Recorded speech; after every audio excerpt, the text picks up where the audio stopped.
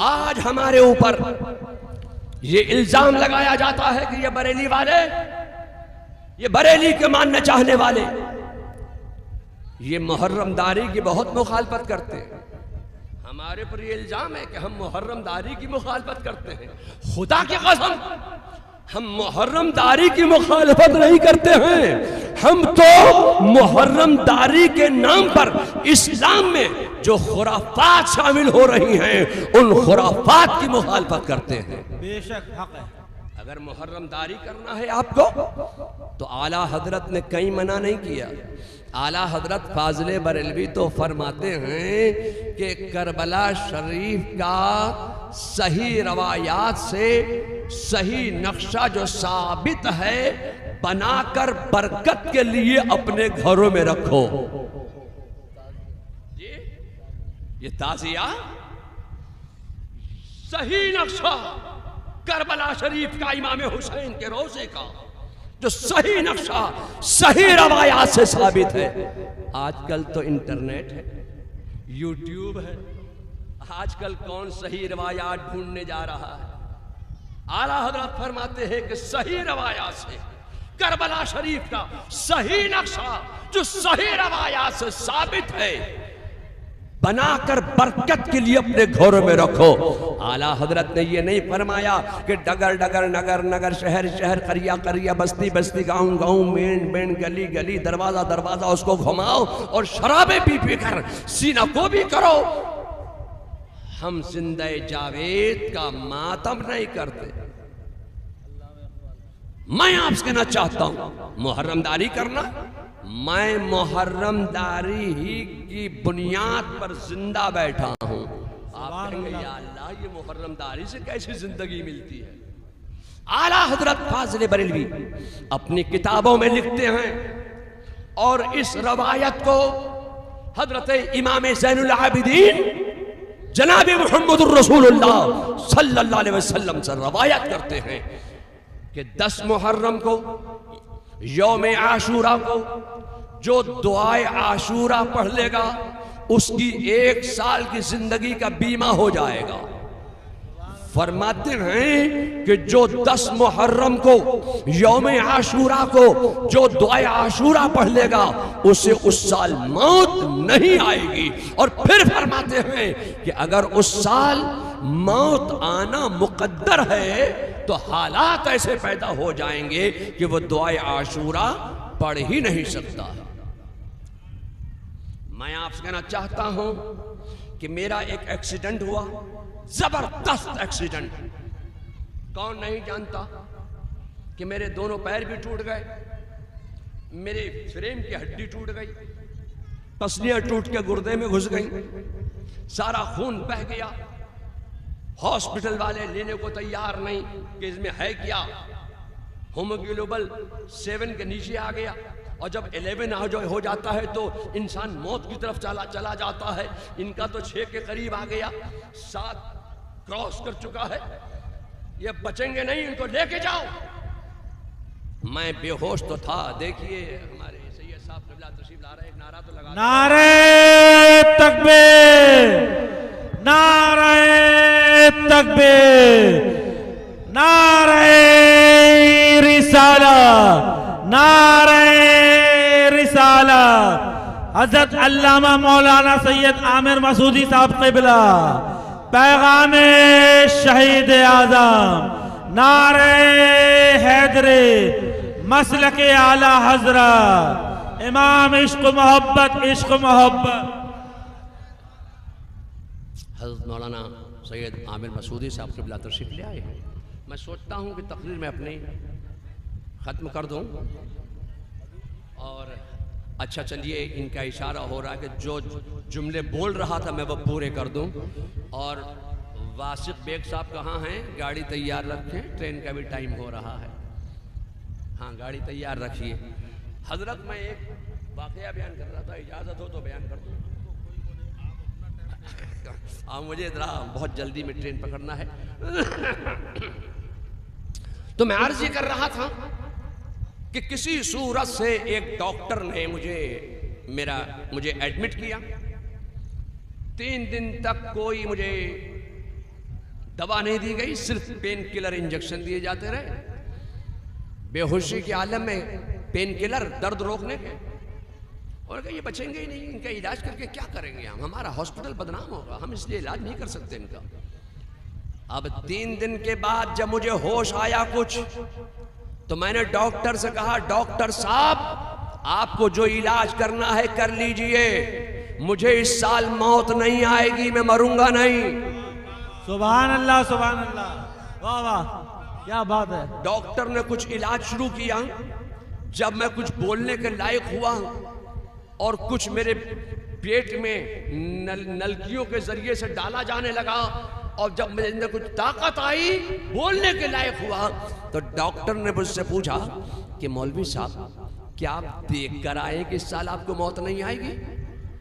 मैंने कहा नहीं, हम देख के तो नहीं आए, बल्कि हम अपने नबी को इतना सच्चा मानते हैं, इतना सच्चा मानते हैं, इतना सच्चा मानते हैं कि मेरे नबी ने जो फरमा दिया वो हक फरमाया, वो सच फरमाया। जमीन और आसमान का निजाम तो बदल सकता है, मगर मेरे नबी का फरमान नहीं बदल सकता है। हम अपने नबी को इतना सच्चा मानते हैं और आला हजरत को हम इतना सच्चा मानते हैं, इतना सच्चा मानते हैं कि आला हजरत ने अपनी किताबों में जो लिख दिया वो हक लिखा, वो सच लिखा।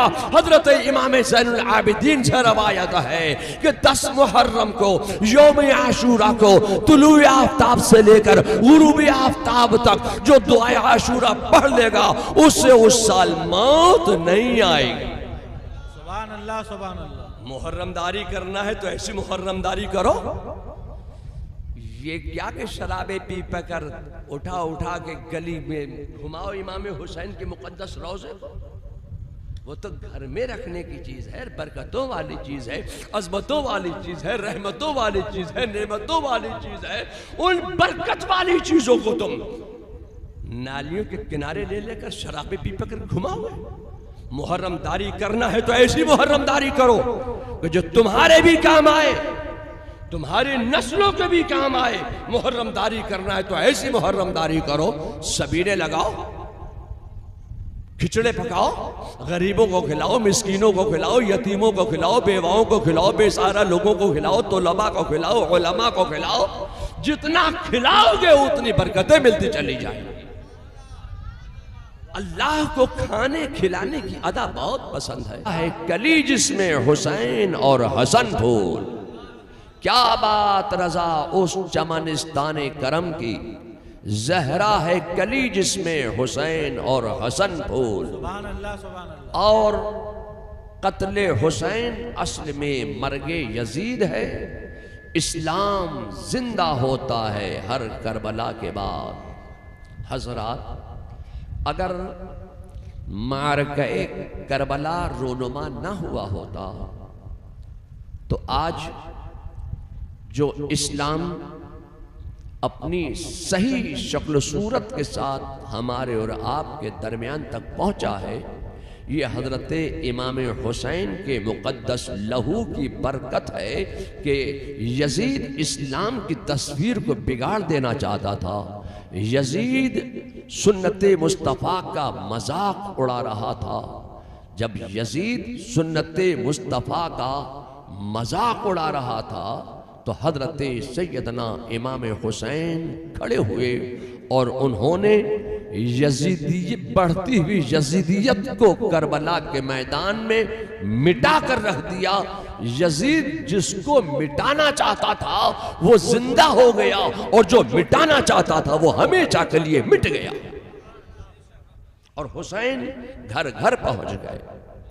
ये मुहर्रम शरीफ का महीना है, और मुहर्रम शरीफ का महीना ये हमारे इस्लामी साल का पहला महीना है,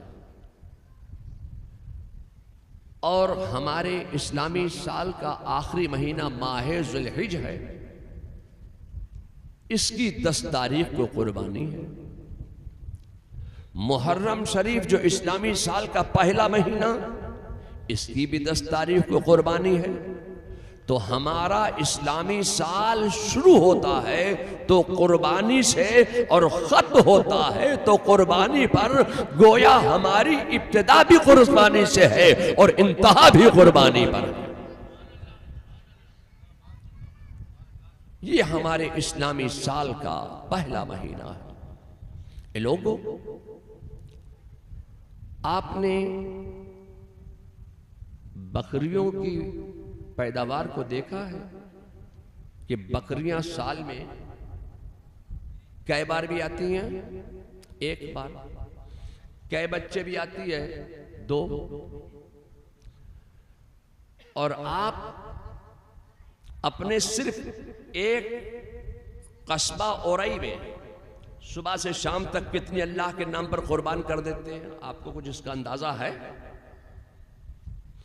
जब आप पूरे औरई का अंदाजा नहीं लगा सकते तो पूरे जिला जालौन में, जब पूरे जिले का आप अंदाजा नहीं लगा सकते तो पूरे यूपी में कितनी बकरियां रोजाना अल्लाह के नाम पर कुर्बान कर दी जाती हैं। क्या बकरियां खत्म हो गई? पूरे हिंदुस्तान में रोजाना कितनी करोड़ बकरियां अल्लाह के नाम पर कुर्बान कर दी जाती हैं। क्या बकरियां खत्म हो गई? मैं आपसे कहना चाहता हूं, इन बकरियों के मुकाबले में ये आपकी गली में घूमने वाले कुत्ते, ये कितने पिल्ले भी आती है साल में? 8, 10, 12, 14। पैदावार ज्यादा है। मगर मैं आपसे कहना चाहता हूं, कभी आपने किसी एक जगह एक मकाम पर 2000 कुत्तों का रेवड़ देखा? पैदावार ज्यादा है बकरियों के मुकाबले में। इनके मुकाबले में एक जानवर और है, खिंजीर। वो कितने पिल्ले भी आती है? 14, 16, 18, 20, 22, 24 पिल्ले तक ब्याह देती है। मगर कभी आपने देखा कहीं 5000 खिंजीर मौजूद हो? चूंकि इन जानवरों की पैदावार तो ज्यादा है, मगर इन जानवरों की कुर्बानी अल्लाह के नाम पर नहीं होती है। इसीलिए मैं कहना चाहता हूं कि इनकी पैदावार तो ज्यादा है मगर इनमें बरकत नहीं हो रही है, इजाफा नहीं हो रहा है, बढ़ोतरी नहीं हो रही है। बकरियों की पैदावार इन जानवरों के मुकाबले में बहुत कम है। रोजाना अल्लाह के नाम पर करोड़ों कुर्बान की जा रही है। जितनी बकरियां कुर्बान करती चली जा रही है, कुर्बानी होती चली जा रही है बकरियों की, उतनी ही बकरियों में बरकत होती जा रही है, इजाफा होता चला जा रहा है, बढ़ोतरी होती चली जा रही है। लोगों, मैं आपसे कहना चाहता हूं कि जो चीज अल्लाह के नाम पर कुर्बान की जाती है उसमें कमी नहीं होती है, उसमें इजाफा हो जाता है, बरकत हो जाती है, बढ़ोतरी हो जाती है।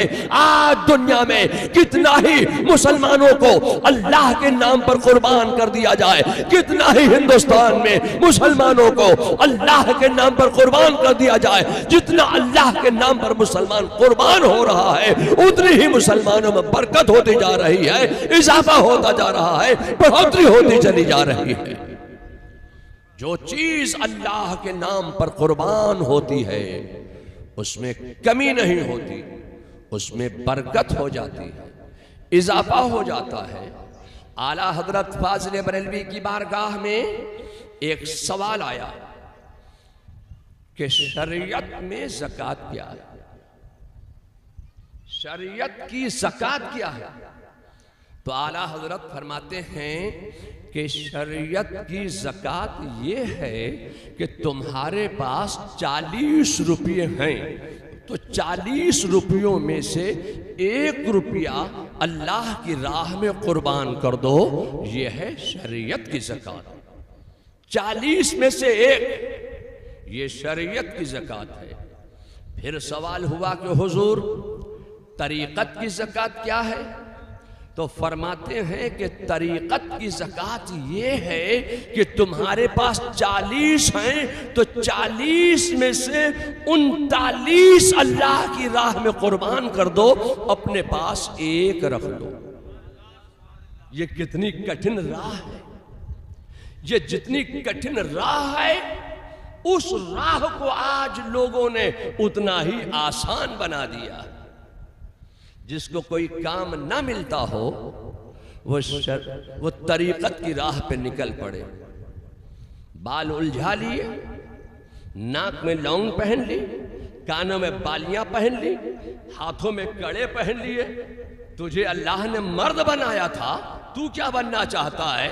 नमाजें पढ़ते नहीं, रोजे रखते नहीं। अरे तो कहा नमाजें रोजे तो ये शरीयत वाले जाने, हम तो तरीकत वाले हैं। तरीकत की राह को इतना आसान बना दिया आज लोगों ने, जो इतनी कठिन राह थी। आला हजरत फरमाते हैं कि अगर तुम्हारे पास 40 हैं तो 40 में से 39 अल्लाह की राह में कुर्बान कर दो। यह है तरीकत की ज़कात। फिर आला हजरत से सवाल हुआ कि हुजूर हकीकत की ज़कात क्या है? तो आला हजरत फाजिल बरेलवी फरमाते हैं कि हकीकत की ज़कात ये है कि तुम्हारे पास 40 हैं तो 40 में से सब अल्लाह की राह में कुर्बान कर दो, अपने पास कुछ मत रखो। ये है हकीकत की ज़कात। तो हजरत सैयदना इमाम हुसैन ने करबला के मैदान में शरीयत वाली ज़कात नहीं, तरीकत वाली ज़कात नहीं, बल्कि हकीकत वाली ज़कात पर अमल करके दिखाया है। इमाम हुसैन के पास जो कुछ था सब अल्लाह की राह में कुर्बान कर दिया।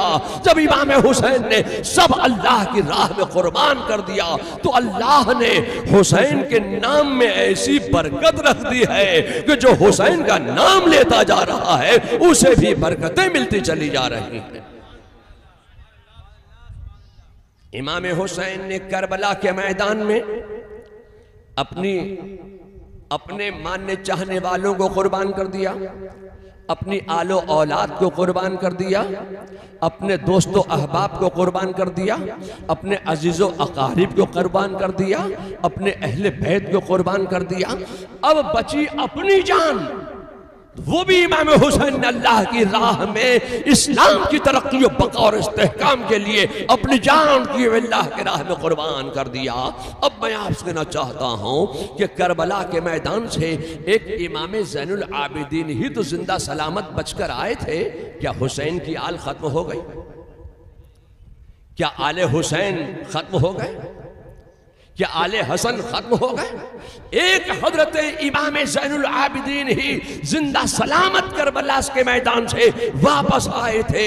मैं आपसे कहना चाहता हूं कि हुसैन आज़म ने जब अपना सब कुछ अल्लाह की राह में कुर्बान कर दिया, अपनी आलो औलाद को अल्लाह की राह में कुर्बान कर दिया, तो अल्लाह ने हुसैन के मानने वालों में ऐसी बरकत रख दी है, हुसैन के चाहने वालों में ऐसी बरकत रख दी है, हुसैन की आल में ऐसी बरकत रख दी है कि आप माराहरा में देखें तो हसनी हुसैनी नजर आ रहे हैं, आप अजमेर में देखें तो हसनी हुसैनी नजर आ रहे हैं, आप बगदाद में देखें तो हसनी हुसैनी नजर आ रहे हैं, आप बरेली में देखें तो हसनी हुसैनी नजर आ रहे हैं। आज आप दुनिया के जिस गोशे में भी आप निगाह डालेंगे तो हसनी हुसैनी आपको मिल जाएंगे। मैं आपसे कहना चाहता हूं कि इमाम हुसैन ने जब अपनी आलो औलाद को अल्लाह की राह में कुर्बान किया है तो अल्लाह ने हुसैन की आल में ऐसी बरकत दे दी, ऐसी बरकत दे दी। अब जहां देखें तो हसनी हुसैनी सैयद आपको